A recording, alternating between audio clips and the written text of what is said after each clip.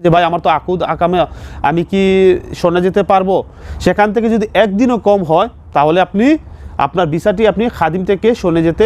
আসসালামু আলাইকুম, আমরা আজ জানবো কিভাবে আপনারা খাদিম থেকে শোনে যাবেন এবং কারা কারা শোনে যেতে পারবেন এবং কারা কারা শোন ভিসায় স্থানান্তর করতে পারবেন না।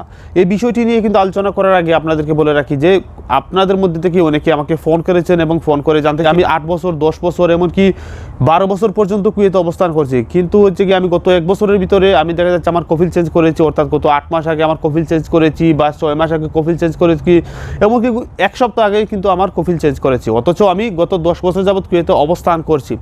এখন আমি চাইলে কি আমার যে আকামা রয়েছে খাদিম আকামা সেটিকে আমার শোন ভিসায় ট্রান্সফার করতে পারবো, আমি সেখানে যেতে পারবো কিনা। প্রথমত আমি মনে করে নিলাম যে আপনি কুয়েতে 10 বছর রয়েছেন, এখন আপনি গত 1 বছরের ভিতরে আপনার কফিল আপনি চেঞ্জ করেছেন, অর্থাৎ এক কফিল থেকে অন্য কফিলের কাছে আপনি গিয়েছেন, সেক্ষেত্রে কি আপনার ভিসাটি আপনি খাদিম থেকে সরে যেতে পারবেন? উত্তর হচ্ছে না, কারণ কুয়েতের আইন অনুযায়ী আপনাকে কমপক্ষে 1 বছর আপনার যে কফিল রয়েছে, বর্তমান যে কফিল কারেন্ট যে কফিল, তার কাছে আপনাকে 1 বছর কাজ করতে হবে। সেখান থেকে যদি একদিনও কম হয় তাহলে আপনি আপনার ভিসাটি আপনি খাদিম থেকে শোনে যেতে বা শোনে আপনি আপনার ভিসাটি ট্রান্সফার করতে পারবেন না, যেটি কিনা এখন পর্যন্ত আমাদের কাছে যে সূত্র অনুযায়ী যে খবরটি আসছে সেই অনুযায়ী আপনাদেরকে বললাম। দ্বিতীয় যে ব্যাপারটি, আপনি একজন কুয়েতির কাছে আপনি 1 বছর যাবৎ রয়েছেন, এখন আপনার যে বর্তমান কুয়েতি সে যদি আপনাকে হাউল দেয়, অর্থাৎ সে যদি আপনার সাথে এগ্রি হয় যে আমি আপনাকে বা আমি তোমাকে হাউল দিয়ে দিব বা আমি ট্রান্সফার করার জন্য আমি রাজি, তুমি কাগজপত্র নিয়ে আসো, তুমি কোথায় যাবে, তাহলে কিন্তু আপনি খাদিম থেকে শোনে যেতে পারবেন। এটি হচ্ছে 2 নম্বর। এটি আপনাকে অবশ্যই বাধ্যতামূলক আপনার কফিলের অনুমতি আপনাকে নিতে হবে এবং কফিল আপনাকে এনওসি যে পেপারটি রয়েছে সেখানে তার সাইন দিতে হবে।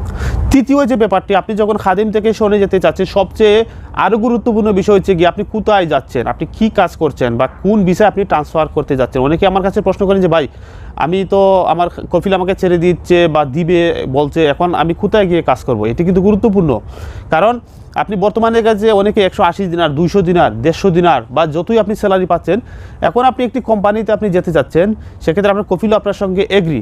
এখন আপনি কি করবেন? প্রথমত আপনাকে চেক করে নিতে হবে বা বিভিন্ন যে কোম্পানিগুলো রয়েছে প্রাইভেট সেক্টর যে আহলি যে কোম্পানি রয়েছে, আমি বলবো যে আপনি অবশ্যই আহলি কোম্পানিতে যাওয়ার চেষ্টা করবেন।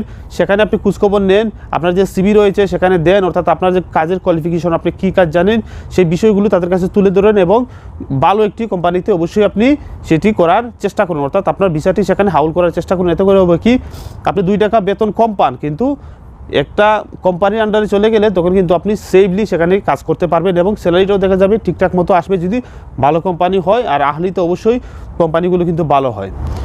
এরপরের বিষয় রয়েছে ট্রান্সফার ফি। অনেকে জানতে চাইছেন ভাই আপনারা বলেছেন যে ট্রান্সফার ফি নাকি 50 দিনের উপরে দিতে হবে না। জি, এটা সত্য, গভর্নমেন্ট থেকে বলা হয়েছে যে আপনাকে সর্বোচ্চ 50 দিনার ট্রান্সফার ফি দিতে হবে, অর্থাৎ খাদিম থেকে শোনে যাওয়ার জন্য আপনাকে 50 দিনার ট্রান্সফার ফি দিতে হবে। এবং অনেকে আমার কাছে জানতে চেয়েছেন যে 10 দিনারের ব্যাপারটা। 10 দিনার হচ্ছে গিয়ে যারা ভিসা ট্রান্সফার করবেন, অর্থাৎ প্রতি বছরের জন্য কিন্তু আপনাকে 10 দিনার করে দিতে হবে। অর্থাৎ এখন যদি আপনি অনেক কফিলে আছে 2 বছর, সাধারণত আহলিতে গেলে 1 বছরের উপরে কিন্তু অনেকে লাগায় না ভিসা, তো যদি 2 বছর লাগাতে চান সেক্ষেত্রে আপনাকে 20 দিনার দিতে হবে, আর যদি 1 বছর সেখানে আকামা ট্রান্সফার করেন সেক্ষেত্রে আপনাকে 10 দিনার দিতে হবে।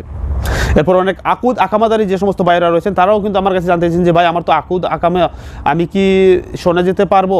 দেখুন, অলরেডি কিন্তু আপনাদের ভিসাটি কিন্তু শোনের আন্ডারে, কিন্তু ক্যাটাগরি হচ্ছে কি আপনারা গভর্নমেন্ট সেক্টরে কাজ করছেন, যার ফলে দেখা যাচ্ছে আকুদ যে কোম্পানির যে সেকশন রয়েছে সেই অনুযায়ী আপনাকে সেখানেই কাজ করতে হবে, আপনি আহলিতে আসতে পারবেন না। আপনাদেরকে যে সমস্ত আপনাদের যে প্রশ্ন ছিল সেই প্রশ্নগুলোর জবাব আশা করে দিতে পেরেছি, অর্থাৎ ন্যূনতম আপনাকে 1 বছরে কুয়েতির কাছে থাকতে হবে, আপনার কুয়েতি যে রয়েছে সে আপনাকে অনুমতি দিতে হবে, সে অনুমতি দেওয়ার পরেই কিন্তু আপনি খাদিম থেকে শোনে যেতে পারবেন। এবং যে আপনি যে অনুমতি দিলেই যে আপনি চলে যাবেন সেক্ষেত্রেও কিন্তু বাধা বিপত্তি যেগুলো রয়েছে আমি আপনাদেরকে বললাম, আপনি কোন কোম্পানিতে যাচ্ছেন, কী কাজ করছেন সেগুলো কিন্তু আপনাকে বাছাই করতে হবে এবং সঠিক কোম্পানিতে কিন্তু আপনাকে যেতে হবে, অন্যথায় দেখা যাবে যে আপনি ভবিষ্যতে গিয়ে সাফারও করতে পারেন। তো ভালো থাকবেন সবাই। পরবর্তী ভিডিওতে আমরা আরও আলোচনা করবো যে খাদিম থেকে শোনে যাওয়ার পর মানে কী আপনাকে করতে হবে, কী সুযোগ সুবিধা আপনি পাবেন, কী অসুবিধা হবে, পরবর্তী ভিডিওতে আমরা জানিয়ে দিব। ভালো থাকবেন সবাই, আসসালামু আলাইকুম।